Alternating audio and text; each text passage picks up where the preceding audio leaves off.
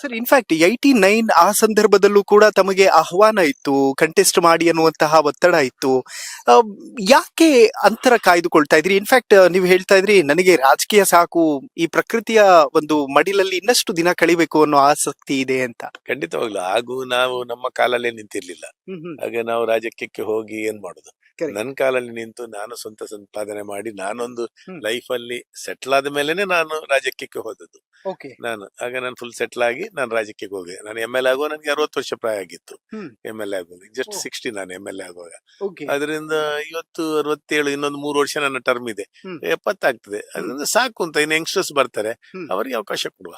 Okay sir, ನೀವು 60 ವರ್ಷಕ್ಕೆ MLA ಆದ್ರಿ ಅಂತ ಹೇಳ್ತಿದ್ರಿ. ನಿಮ್ಮ ಅಪೋಸಿಟ್ ಇದ್ದಂಥವ್ರು 33 ವರ್ಷಕ್ಕೆ MLA ಆದಂಥವ್ರು. ಹೌದು, ಅವರು 33 ವರ್ಷಕ್ಕೆ MLA ಆಗಿದ್ರು. ಅವರು ಪೂರ್ತಿ ಜೀವನ ಅವ್ರದ್ದೊಂದು ಥಿಂಕಿಂಗ್ ಬೇರೆ, ನಂದೊಂದು ಬೇರೆ. ಕರೆಕ್ಟ್. ನಾನಂದ್ರೆ ಇದನ್ನ ರಾಜಕೀಯ ಜೀವನ ತಗೊಳ್ಳೋದು ಬೇಡ. ಹ್ಮ್. ನಂದು ಕಾಲ್ ನಿಂತ ಮೇಲೆ ನಾನು ಆದ್ಮೇಲೆ ನಾನು ರಿಟೈರ್ಡ್ ಆದಾಗ ತಗೊಳ್ಳುವ. Okay. ಈಗ 70ಕ್ಕೆ ನಾನು ರಿಟೈರ್ ಆಗ್ತೇನೆ ಕರೆಕ್ಟ್. ಅಂದ್ರೆ ನಂದೊಂದು ಮನಸ್ಸು ರಿಟೈರ್ ಆಗ್ಲೇಬೇಕು. ಯಾಕಂದ್ರೆ ಅದಕ್ಕಿಂತ ಹೆಚ್ಚು ರಾಜಕೀಯ ನಮ್ಗೆ ಏನ್ ಯಂಗ್ಸ್ಟರ್ಸ್ಗೆ ಅವಕಾಶ ಕೊಡ್ಬೇಕು ಅಂತ ನಂದು.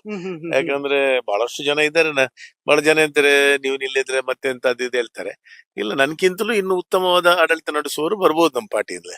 ಓಕೆ. ಯಾಕೆಂದ್ರೆ ಯಾರಿಗೂ ಗೊತ್ತಿರ್ಲಿಲ್ಲ ನರೇಂದ್ರ ಮೋದಿಜಿ ಅವರು ಹ್ಮ್. ಮುಖ್ಯಮಂತ್ರಿ ಆಗುವಾಗ, ಹ. ಅದರ ನಂತರ ಪ್ರೈಮ್ ಮಿನಿಸ್ಟರ್ ಆಗಿ ಇಂತ ಒಂದು ಪರ್ಫಾರ್ಮೆನ್ಸ್ ಕೊಡ್ತಾರೆ ಅಂತ ಯಾರಿಗೂ ಗೊತ್ತಿತ್ತು? ಕರೆಕ್ಟ್. ಅವ್ರು ಅಂತ ಮಟ್ಟದಲ್ಲಿ ಕೊಟ್ಟು ಬೀಳ್ರು. ಹೌದು. ಹಾಗೆ ನಾನೊಂದು ಸಾಮಾನ್ಯ ಒಬ್ಬ MLA, ಹ್ಮ್. ನನ್ಗಿಂತ ಉತ್ತಮ ಕೊಡುವವರು ಸಾವಿರಾರು ಜನ ಇರ್ಬೋದು. ಹೌದು. ಅದರಿಂದ ಖಂಡಿತವಾಗ್ಲೂ ಖಂಡಿತ ಒಳ್ಳೆ ಕ್ಯಾಂಡಿಡೇಟ್ ಒಂದೇ ಬರ್ತಾರೆ, ಒಳ್ಳೆ ಉತ್ತಮವನ್ನು ನನ್ನ ಕ್ಷೇತ್ರದಲ್ಲಿ ಕೊಡ್ತಾರೆ ಅಂತ ವಿಶ್ವಾಸ ನನಗಿದೆ. ಓಕೆ.